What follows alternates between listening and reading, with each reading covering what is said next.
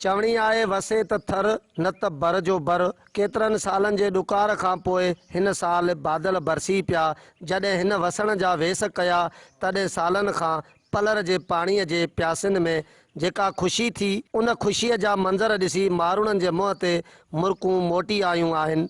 जाबलू इलाइक़नि जा माण्हू जियापे लाइ जबलनि में वॾा तलाउ ठाहे पाणी हिक साल लाइ जमाउ करे रखंदा आहिनि, जंहिं ते संदन चौपाए माल जो पाणी वाहिद ज़रियो हूंदो आहे। उन हवाले सां जाबलू इलाइक़े में रहंदड़ माण्हुनि सिंध टीवी न्यूज़ सां वीचार वंडींदे चयो त तमामु असांजो एरियो सरसब्ज़ थियो आहे बारिशनि खां पोइ। अलाह जी महिरबानी आहे। हितां जा वण टिण तमामु बहितरीन आहिनि। जेके जाबलू एरिया जा वण आहिनि, खाइण जे लाइ जेके मेड़ा पैदा थींदा आहिनि, जाबलू ऐं पिपूं ऐं खुंबियूं तमामु उहे बहितरीन थियूं आहिनि।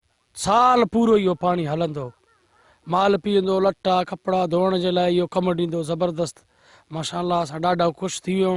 बरसातूं हितां बरसातुनि जे करे जेको पाणी जाबलू एरिया तां जेका नयूं वही थियूं अचनि, उहो पाणी पूरो ज़्यान थी थो वञे। हिते 5-6 ॾींहं दुबा या नयनि में पाणी स्टोरेज आहे, उन खां वधीक नथो थी सघे। सो गवर्नमेंट खे घुरिजे त हिते कंहिं अहिड़े क़िस्मनि जा के सुठा डैम वग़ैरह ठाराए जंहिंसां पाणी स्टोरेज थी सघे त अॻिते लाइ उहो कुतब आणे सघे। वग़ैरह सही आहे। जे बरसाति न आहे त पोइ त असां वॾे ॾुख में आहियूं। पोइ असांजे वण सुकी था वञनि, हर शइ थी वञे। पोइ जे वण भला डैम हूंदो त अॻियां उन में छां बि थींदी, वण बि वणकार बि थींदी। कैमरामैन इमरान अली मला सां गॾु ख़ालिक मला, सिंध टीवी न्यूज़ चूंडको।